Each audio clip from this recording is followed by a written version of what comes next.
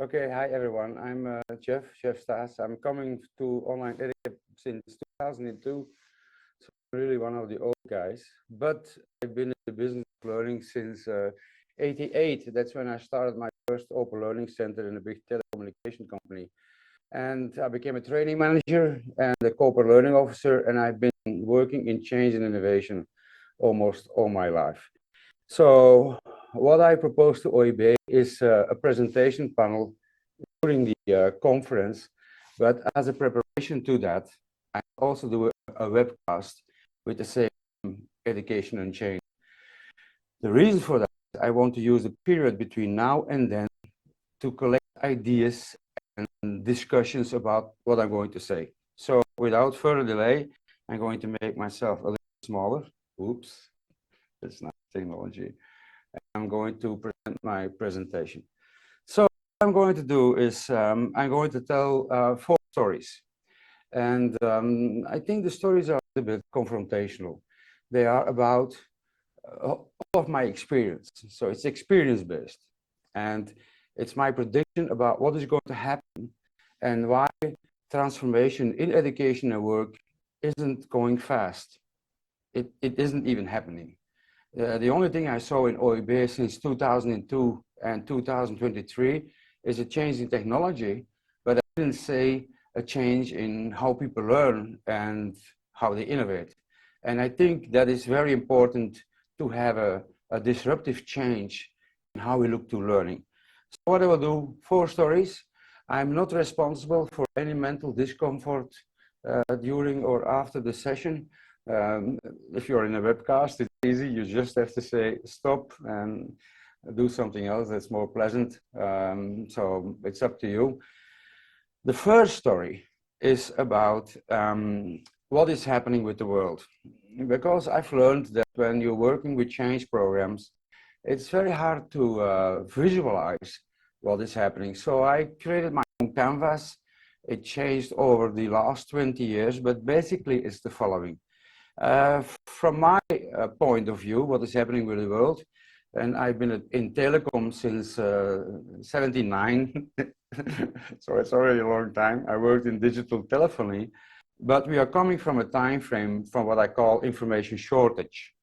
There was no information at home. We couldn't do this, we couldn't go to internet, we had to go to the library, or if we want to have work, we had to go to education, get a degree, and go to work. So basically, the world is flat because there is no information. And I call this world 2D world, flat, two-dimensional.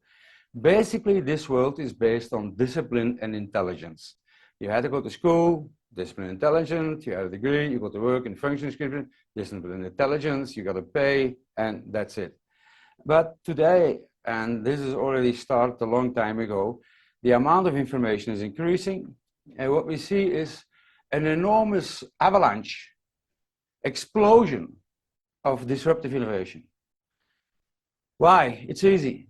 Because people with passion and talent, they jump into the information flow, come up with new ideas, become creative entrepreneurs, they bring it to the market, and the world is not flat anymore. The world is 3D. These are the waves. You can't see the future anymore. But what is important that we didn't only added innovation to it, but we weren't sustainable in what we made in the past. So we made too many plastic bags and laying around. We made too many cars which polluted, and so the climate is changing. So the world itself is not stable anymore. The world itself is changing also. And this also adds up to the change. So today we are living in a world that is a very powerful 3D chaos. But we are lucky because in this world I see there is a new generation of people who are passionate about what they do. They jump in the information flow and they become smarter and smarter and smarter. These people I call 3D smarts. And these 3D smarts, they need another kind of education and they need another kind of work. So what we are facing now, it's what Darwin said, the battle of the smarts, the battle of the species. So the question we have to ask ourselves, how come, from my point of view, education and work didn't change? They didn't change. They added technology, but we haven't adapted as people to this time frame. So why? So I started to think about it, and if we would think about the world now, what should be the impact of this enormous information luxury on education and work? And I call it 3D smarting. 2D smarting is discipline intelligence. 3D smarting is people of 67 like me, still passionate about what they do, still learning every day. Hopefully there are a few of you in the audience. Okay, but this is us. We connect on the internet. We learn. If we need something, we ask. We don't go to courses. It takes too long. We just, and we get it. That's our mentality. So what is 3D smarting? From my point of view, 3D smarting is something that starts from who you are. So real learning for me is only happens when you're in the groove with your talents. And I think that's your destiny. It's like everybody has a backpack of things where he is better in than somebody else. And that's diversity. And these are talents for me. So people use their talents and they learn faster, do it faster, make less errors. That's who you are. But the question is today, how do you know what's in your backpack? And education isn't built to find out who are you. Education is built for discipline and intelligence. So I've always wondered, how do you know what's in your backpack? And there is a word, this talents, there's a word I call this passion. And passion is one of the most beautiful words I know. The real meaning of passion comes from Pacho, and of Pacho, I'm not so good in languages, but it means suffering. So if you're passionate, then you're suffering.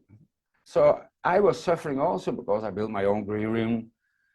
I played with lighting, other cameras. It took me a long while to get this. Okay, that's suffering. Why? Because you want it.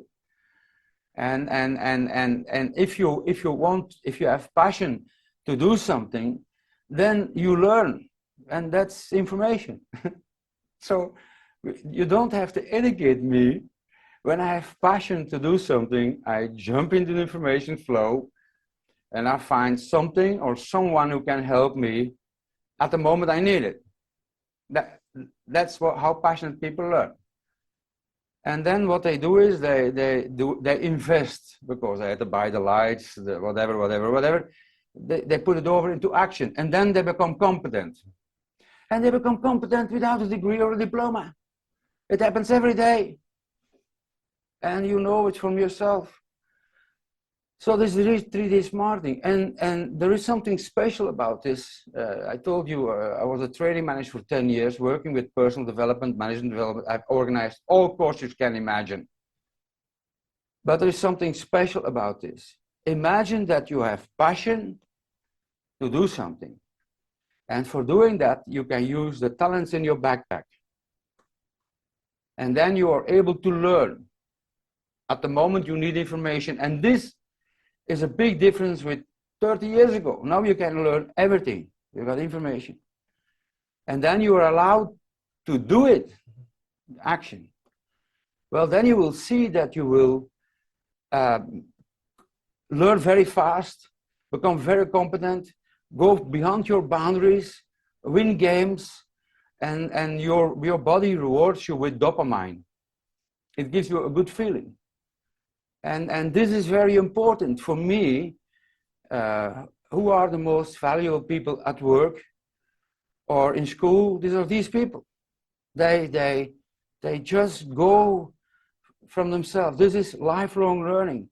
This is lifelong action. And this is something that students should discover while they are at school. 3D education.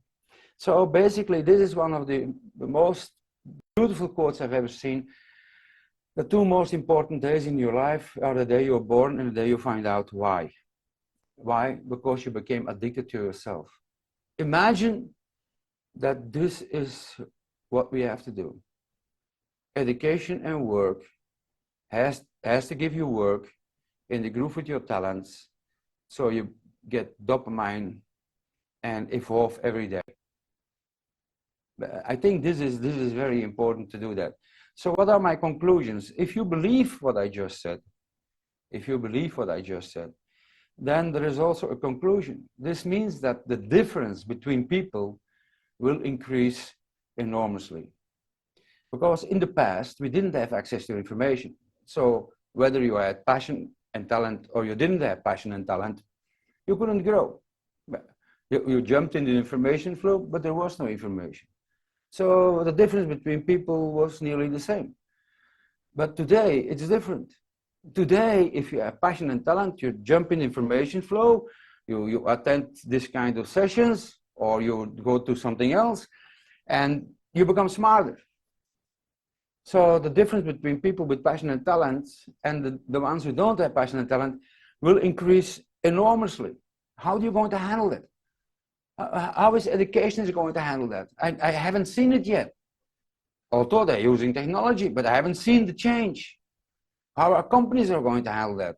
I don't see it. They are all talking about passion and talent, but they don't do something with the consequence of it.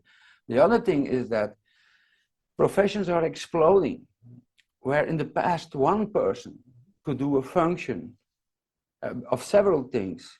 What we see now is that every part of a function description is becoming so complex that functions are exploding in different roles with people who have the passion and talent to these specific things. So this is happening also in organizations.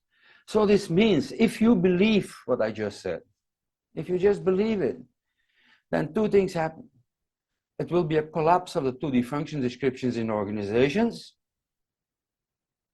Think about the consequences of that.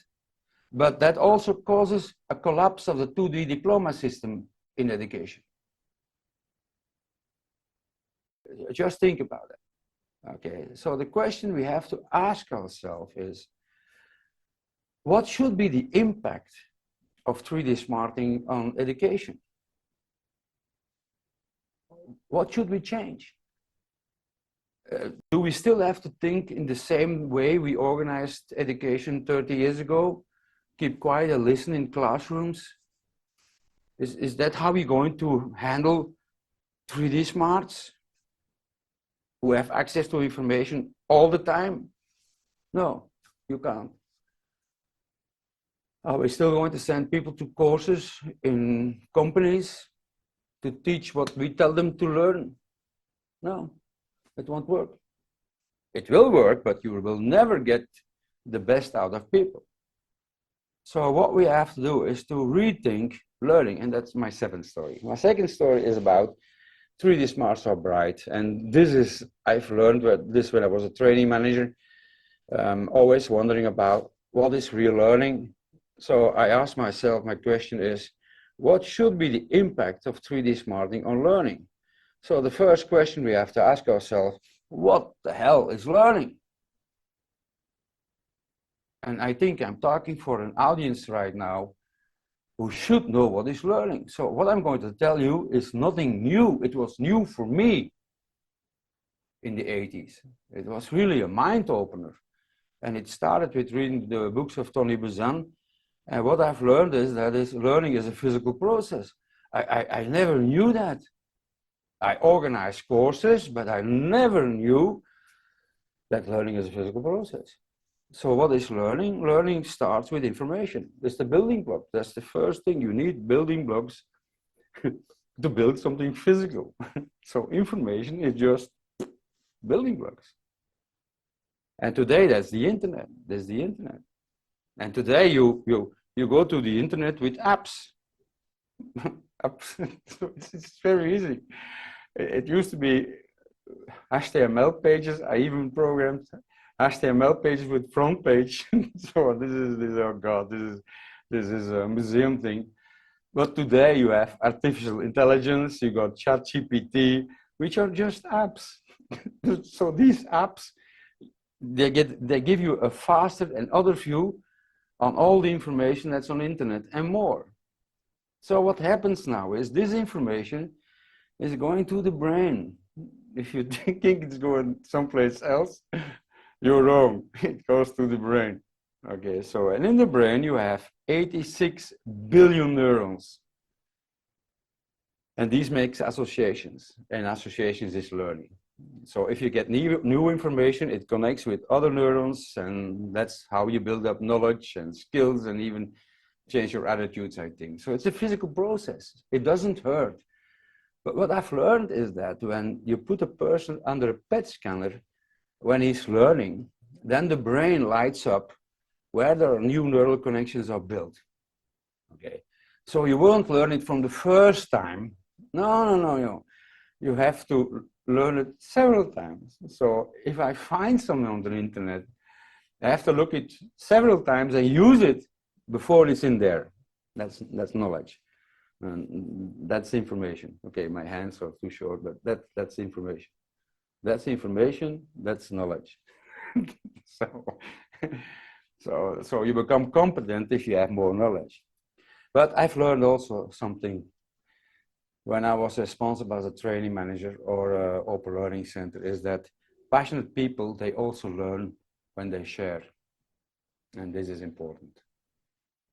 I've never met a person who is passionate and talented about what he does, and I ask him a question who didn't give an answer. Never. That's how I became in this business.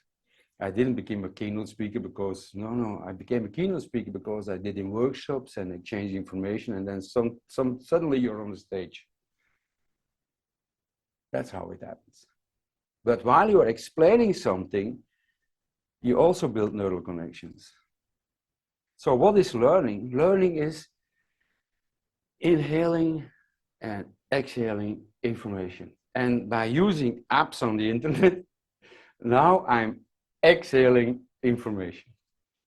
And by preparing this and by telling these stories, I have new connections, and old connections become stronger.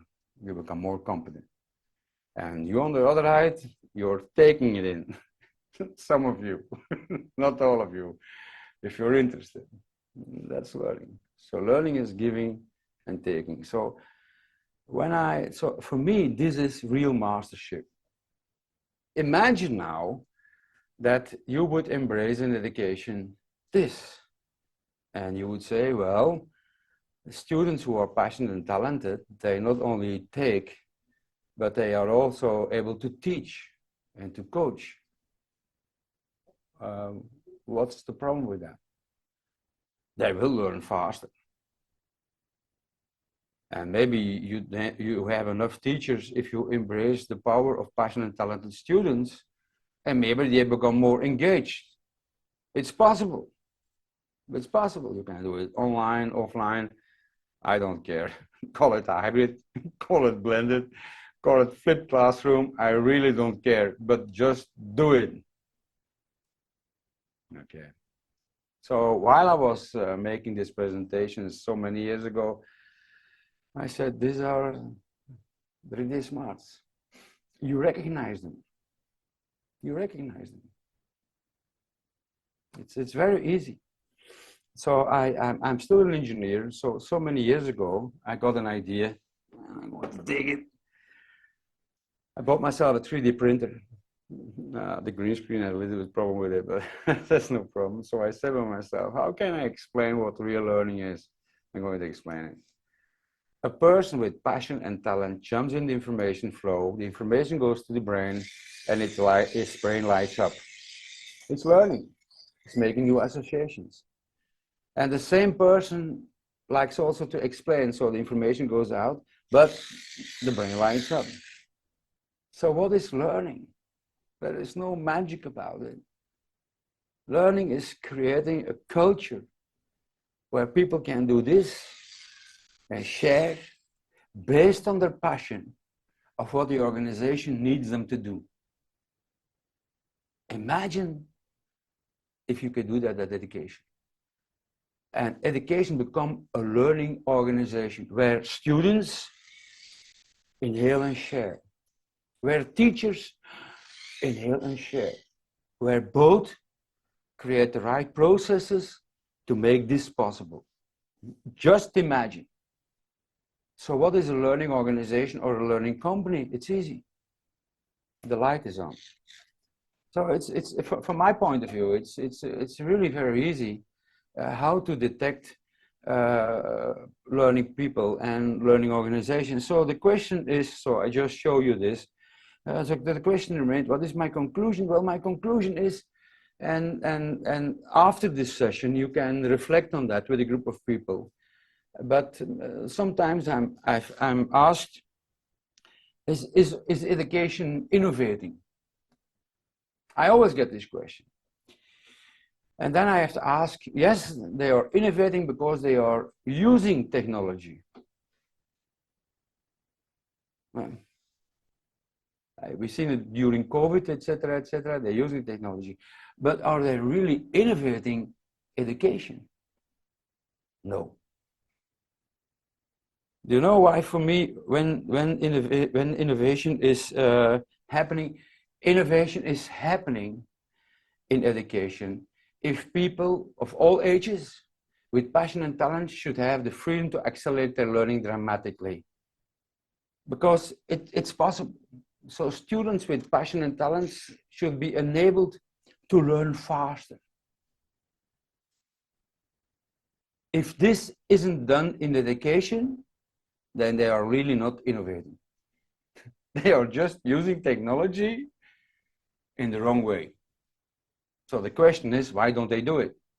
And the second thing is, if you believe 3D smarting and this thing, then I believe that people who don't have the passion or the talents should be able to choose something else, studying à la carte. Why? Well, then maybe you have a surgeon who doesn't know one course, but he is a cook or he's a painter. What's the problem with that? So these are two main questions for education. We have the technology. Now we have another paradigm for learning. How come after 20 and so many years, this isn't still happening? If you can give me one school worldwide where people can do that and go to work, let me know. I want to know how you do it. Because the real cause is that if your education or work doesn't allow this, then you're not building organizations. You're building prisons for people who will never discover why they are here. So the question we have to ask ourselves, this is still fiction. Why? Okay. So the first two stories were my point of view of what is learning, what really drives people. And the last thing is we have to change learning itself. And we have to change education and work for that. So the question is, why hasn't it happened? Why is it so difficult for education and companies to innovate? And these are the next two stories. The first two story is for that is the Swiss a fracture. It's about a fracture in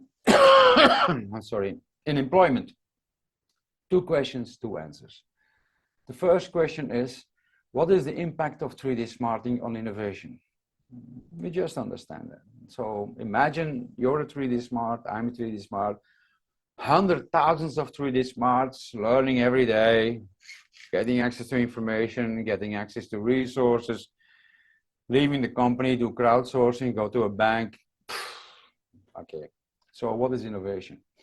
Innovation for me starts with 3D smarts. They jump into the information flow when they have a challenge. They learn, and then suddenly magic happens. An idea. It's even the same symbol for creative thinking, the lamp. And when they have an idea, they want to go to action, entrepreneurship. So they are looking for time and resources. And when they find it, they do it, and that's for me innovation. And then if you have a disruptive idea, and you get the right resources, then you have creative destruction of the old things, and when it works, it gets copied, and this is going faster and faster and faster and faster and faster and faster and faster and faster. So this is becoming no speed limit. I know. Some people say we have to stop this. I don't think you can stop it. We have to accelerate because all the challenges we are facing today, we need creative entrepreneurship. We need 3D smarts. So you can't stop it. So the question we have to ask ourselves, and my conclusions is, a lot of organizations today are in trouble. Why? They can't follow. And I see the same thing is happening with education. Education can't follow the trends because both companies and educations aren't built for learning and aren't built for innovation. Both education and companies are built for production and reproduction. That's the world of discipline and intelligence. But in order to survive in this world, we have to use the best of people, which is 3D smarting. So why isn't it happening? It's easy. It's the You have board. a question. You got a question? Yes, we have a question in the chat. So people are saying, the question is, if people do know their talents and passions, do we give them stimulation to reflect on this? Do we ask them the necessary questions? The person agrees that passion is an accelerator to learn, and learning is a group activity, and everybody has different talents and passions. Yes. It gives the dynamics to learn in a group if it's well managed, but the word manage he doesn't really like, or she, I don't know. Wait, I'm changing my my audio routing now. I have a cochlear implant, so okay. Lisa, so how do you activate passion and talents? Yes. Is that the main question? I think it's trial and error. I remember when I was a software engineer in digital telephony, I was passionate about that. And then at a certain point in time, I lost my passion. And everybody knows when he loses his passion, he doesn't learn anymore in what he's doing. So the first thing is, I think people really know when they are not passionate, okay, you stop learning. You also know when you're not talented, because if you learn and you still can't do it, you don't have the talent. So we know that. So the question is, we don't know what's in our backpack. So what happened with me, I had a good boss at that time. I have also very bad bosses, but I had a good boss. So I went to my manager. I said, there's the problem. He said, okay, Jeff, I'm going to try something else. So I did IT. I programmed mainframes. I did project management at a certain point in time. And then end of the 80s, they asked me to start an open learning center. So suddenly I used the technology, my previous passion, and learning. And then magic happened. Because I was so passionate about creating learning environments that you start to learn.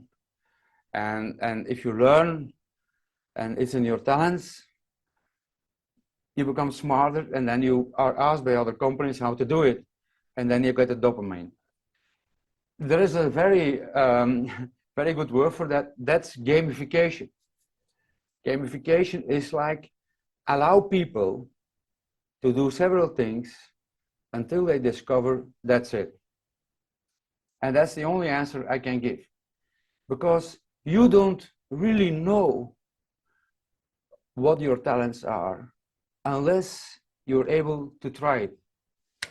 Okay?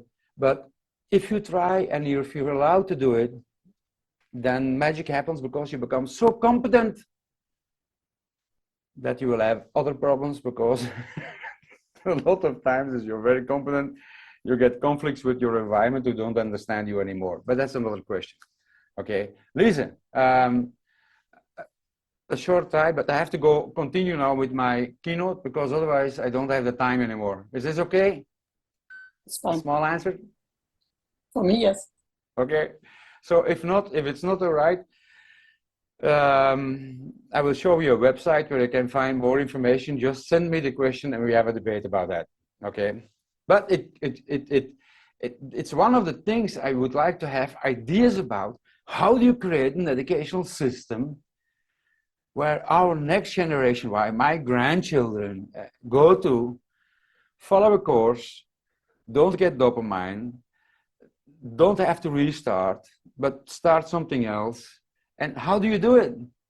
And how do you make sure that when they do it, oh God, okay, this is not for now, this is for debates after the thing and also during the presentation panel. So the question I was asking myself is, why is it too slow? Why? And I think this is one of the most hardest discussions we have to have. But at the same time, it's one of the biggest opportunities education has. It's the impact of innovation on employment. And what is my experience? I will try to explain it with an example about the silent movies and the talking movies. Our biggest challenge is not disruptive innovation. No. Our biggest challenge is the resulting disruption in employment. When I was an engineer, I saw the differences between analog telephone switches and digital telephone switches. And this happens because the technology was there. But did that define the speed of change? No. It were people. So that's the reason why I find this example very good. It's the same thing that happens with COVID. Do we really think that COVID was an enabler for hybrid learning? No, it wasn't. Why? We did it wrong. Disruptive innovation wasn't done the way it should have been done in education or even at work. So I'm going to try to explain it. We're coming from the period of silent movies with the silent movie stars. You know them, Charlie Chaplin, all these guys. So this is one of the silent movies, The Ten Commandments. You know the movies, lots of expressions and no talking. And then suddenly, some of the guys, I think it's from General Electric, they come up with this idea.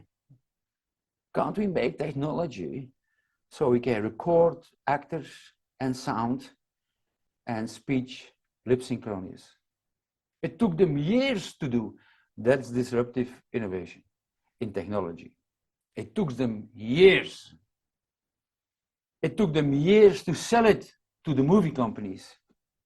So what happened is there was a lot of resistance and conflicts from the silent actors. This is not going to work. We're going to resist. We're going to do this. It's the same thing that is happening in education. It's not talking, acting, movies. It's all the stuff about online learning, artificial intelligence, ChatGPT. The same thing is happening. A lot of resistance. It's not new. It's history. It happens all the time between copper and iron. Between, oh God, haven't we learned about disruption yet? And then suddenly it succeeded. Warner Bros. Made one of the first long time movies, Al Johnson, the jazz singer. Finally, it succeeded. And when the movie came in the movie theaters, everybody was applauding. Do you really think the talking movie became a success because of technology? No.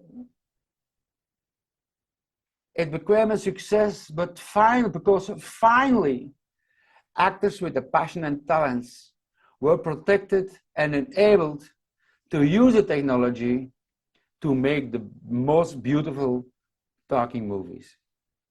That's a disruption in employment. Imagine that they should have done the following thing. You're a very good silent actor. In your backpack are all the talents to be a silent actor. But you can't talk, you can't sing, whatever, but we're going to train you so you can become a talking actor. Do you really think you get the best talking movies? No, everybody knows it. So what happened is a lot of talking actors went out of the movie industry or did something else. They had to rediscover passion for other talents. And a lot of new actors came into the business. They came in from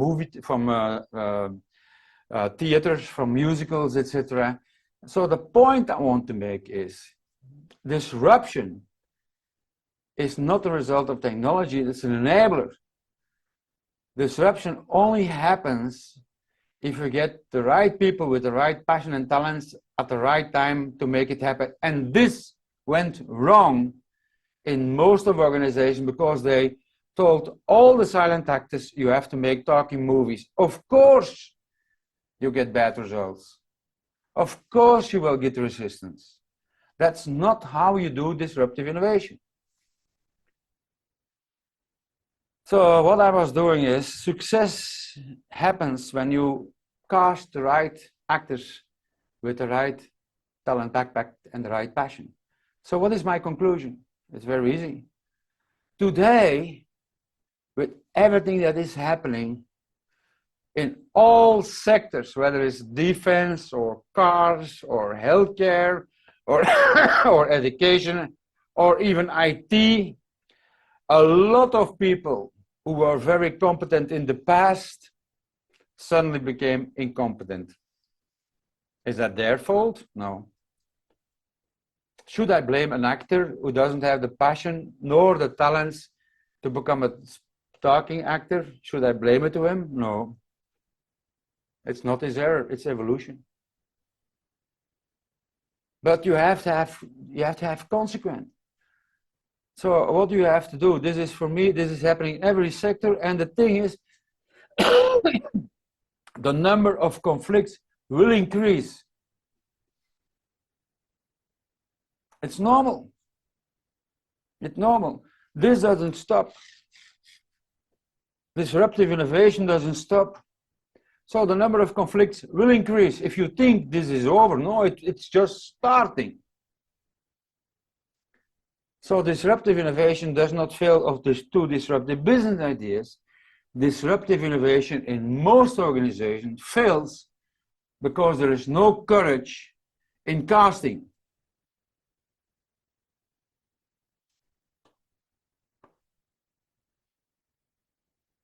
No courage. Zero. So this is maybe heavy, but failure is an option. Do you want to fail? No problem. Just do it with the same people and try to convince them to do it. It doesn't work. Failure is an option. You have to take another option, and the option is only organizations who have the ability and the freedom to do fast, passion and talent-based casting or recasting, it will be mandatory to survive as an organization. That's clear for me. This wasn't the case in 2D.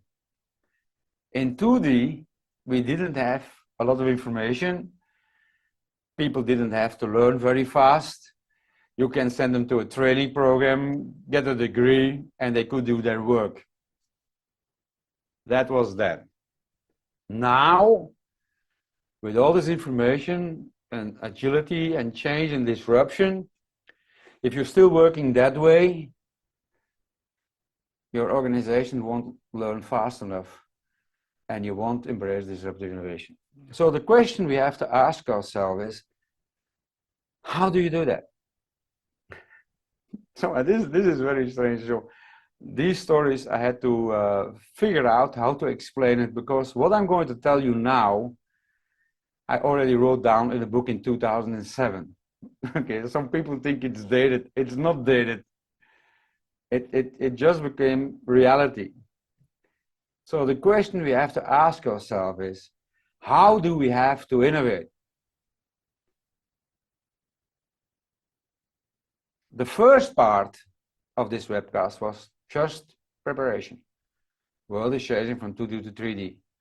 We need 3D smarts who learn differently, passion and talents. So why isn't change happening? Because of the Swiss-Day fracture.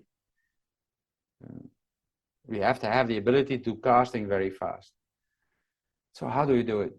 And that's what I call it, Monk Innovation Man. The first thing you have to accept is, if you as an education or a school or a company want to go for disruptive innovation, you have to accept that it's a battlefield. Why? It's very easy. The first thing is I'm going to explain innovation a little bit differently now, but you have creativity. Is it disruptive? No, this means everybody understands it and everybody agrees. Is it disruptive? Not everybody understands it and not everybody agrees. Okay. Do you really think that every silent actor would agree with talking movies? No, it's there. Would everybody agree with the coconuts for the music with the silent movies? Yes, that's there. Okay. And then on the other side, you got entrepreneurship. And entrepreneurship means you're taking risks. So this is no risk. This means that it's evidence-based. It's evidence-based. Somebody else has proven that it works. So no risk, you invest. And this is, we don't know. We have to figure out ourselves. We have to prove that it works, evidence-based. Okay, so this is the world you're living in. Now you can choose. You can choose an organizational culture where you're there. It's consensus. And most of the organizations are there. If somebody doesn't agree, they have a problem. You need consensus, you need consensus. Even with boards, CEOs, they're always trying to get consensus. But you really should be there. Why? That's the future. And that's where talking movies were. On the moment you had silent movies. And how you get there, it's 3D smarts who come up in the day that has a conflict. And the second conflict is the investment. So how do you handle it? How do you create an organizational culture where you want to go from there? Very good for 2D, but you have to be there to survive in this time frame. But how do you go from there to there? That's the question. So many years ago, I was inspired by another keynote speaker, Joel Barker, who was talking about the jungle. And I remembered it. After 10 years, it was still in my head. And his story was about the jungle and the ecosystem. And he asked his audience, where is the source of the biodiversity in a jungle? And nobody knew. And he said, well, there is a new generation of scientists, and they said it's coming from the edge, where the jungle crosses with other ecosystems. And that's where change happens. So this story was in my head. Today we call this open innovation. The real disruptive ideas are not coming from the jungle, so you have to stop networking with education itself.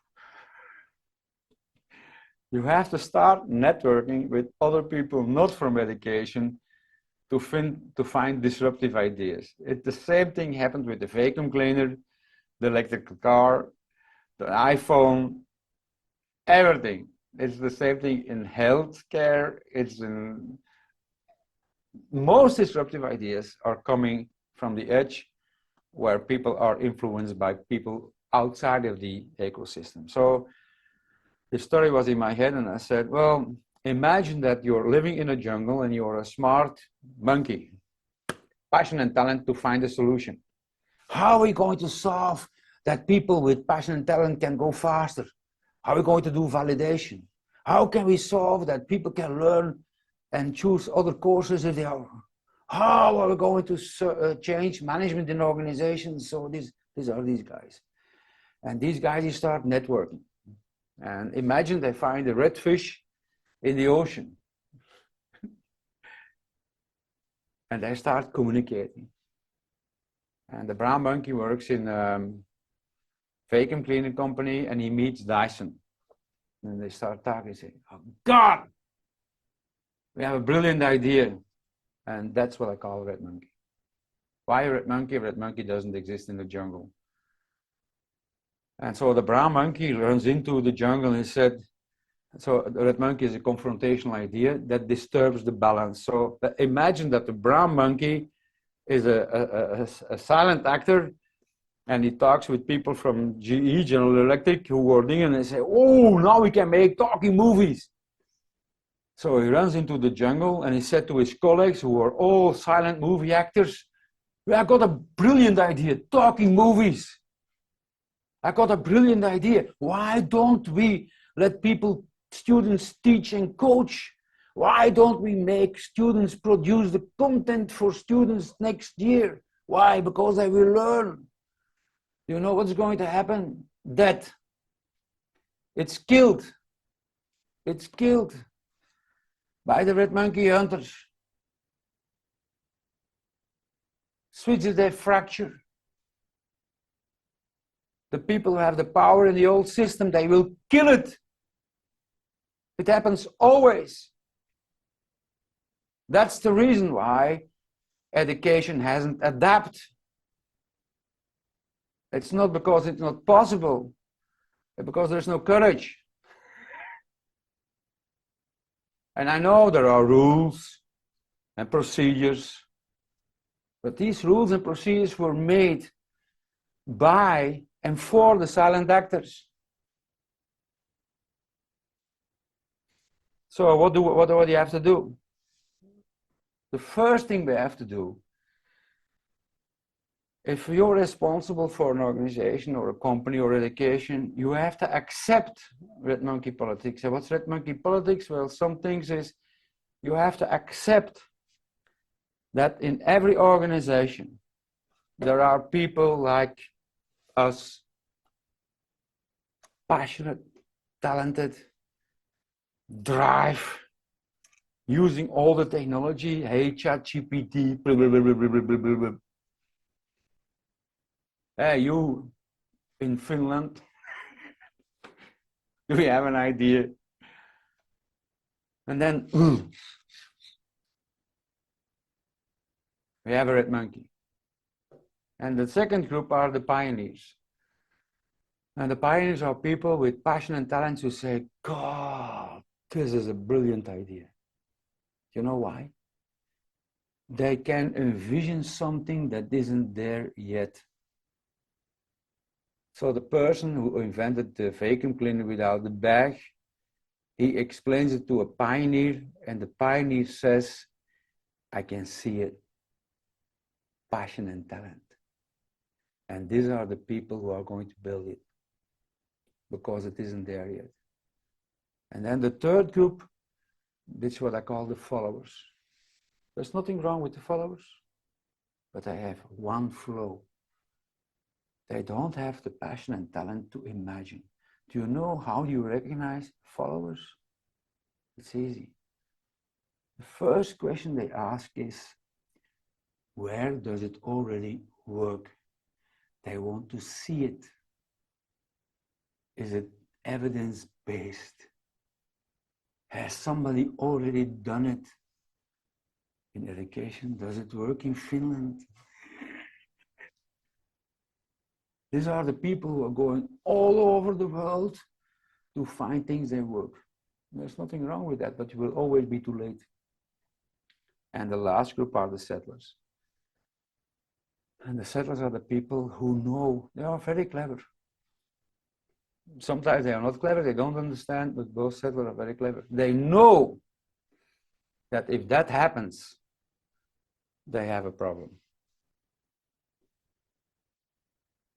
And that's normal.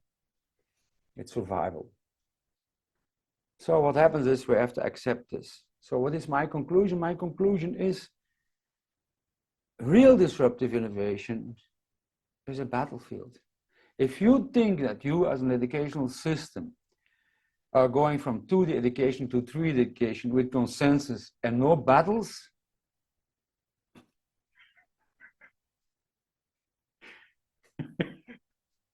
you're the wrong person for the job. You have to embrace battles. We also have to accept that sometimes we are the creator and other times we are settler. Same happens with me. Sometimes I'm against because I don't understand. Sometimes I'm a follower and sometimes I'm a pioneer with what I'm doing now This is a one-man studio, pioneered with technology and whatever, right? So it changes. So it's situational. There is one conclusion I want to share. You have to stop doing change with everybody at the same time. This is my biggest lesson from my experience within a big company, introducing an open learning center, other kinds of training, corporate learning officer. Stop with enforcing everybody to do the same thing at the same time. You will only get shit. Because the settlers won't agree, the followers won't agree, and you will never succeed. This is the COVID lesson. So what do you have to do? You have to ditch the consensus model. There is no other way. So the question remains, if we want to change education and work, we need disruption in how we learn and how we work. If we need disruption, we have to embrace the fracture in employment, which is an opportunity for education. This is really an opportunity for education, because education will be needed from cradle to cradle.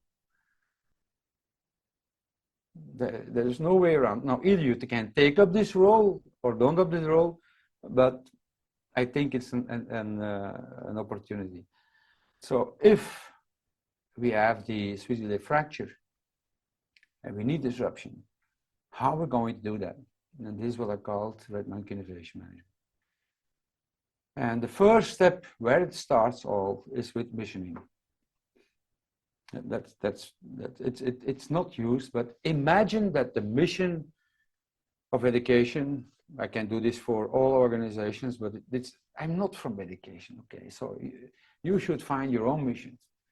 But imagine that the mission is not anymore, okay guys, we have a curriculum, people need discipline, intelligence, and to get a degree, but imagine that the mission of education is, we have the opportunity to let people find out who they are at that particular time. Let them find passion for their talents. When they find it, let's accelerate. Let's make it happen that surgeons go to work 4 years earlier. Imagine. And make it also possible that people can build their own, what I call competence playlist, and they can go to work. A la carte. Imagine that's your mission. And imagine that your mission is also, you tell people, when you lose your passion, or you lose your value because what you do is not needed anymore, you can come back. You can start all over again. You can mingle with younger people, and you can find passion for other talents and accelerate. Imagine the mission. And then imagine that you say to people, old students or students, can we give you red monkeys to make this happen? And they will give it to you. They will come to you and say, well, I got an idea. And don't tell them, you're not from education, we don't listen to you. No, no, no, no, no. Nokia has done that. Audi and Volkswagen have done that. You see what happens? No, no, no, no. Listen. If they have a red monkey that helps you with creating the new mission, go. And then you say, we have a red monkey who has the passion and talent to make it work.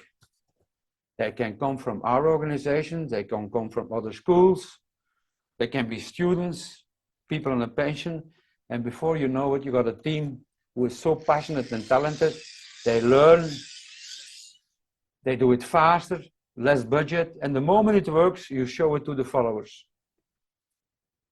And the followers are going to say, wow, couldn't you have shown that earlier? And then they will go in because they've seen it. And then you go to the starters. And you know what they're going to, they say, I was always against it, but I've always believed in it. They change, but never Never start incubation with followers and settlers. You need the courage to do that. And you always have to connect with others, open innovation. And then you have to do it fast, agile. And that demands another management style, but that's not the topic of today. So, what is my conclusion? If you're still with me, my conclusion is very clear. It starts and ends at the top. It starts and ends at the people responsible for education, or it starts and ends for people responsible for a company. Why? Because the mission is what makes people suffer. A mission of an organization should be so strong and give so much energy that people within the organization say, wow, we changed our mission to 3D. And now we know that we cannot come with red monkeys. Now we know that we will connect with pioneers to make it happen. But at the same time, it's very easy to stop this. And I've seen it a lot of times. There are a lot of CEOs and school directors who say, why should we change? It has always worked. Why shouldn't we change in the future? I worked for a company many, many years ago. That company existed 100 years. And the HR director said, why should we change our HR procedures? They have always worked. We just have to make it better. Company doesn't exist anymore. 3,000 employees, gone. So, what is the future of education? So, what I propose is the next important step. I see I will stay within 1 hour. I got a question to you. If you like what I've told you, if you don't like it, if you say, hey Jeff, sorry, this is not it, no problem. I do that same thing. But if you say, hey Jeff, there is truth in what you say, we have to change to 3D learning, and we have to create a disruptive, innovative organization culture. Then you go to my webpage, and we will have two groups. One will debate how can we change disruptive ideas to make this happen,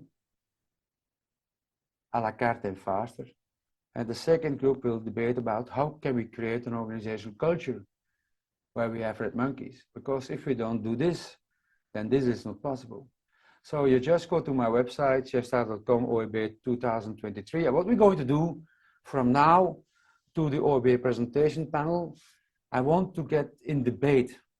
Do you believe it? Don't you believe it? Do we have examples? Do we have best ideas? And we figure out a formula so that people with the best ideas or get stage time, please, at OEB. So it's an experiment. Is it proven? No. Will it work? In my head, yes. So I need everybody to make it happen. Lisa, that's it.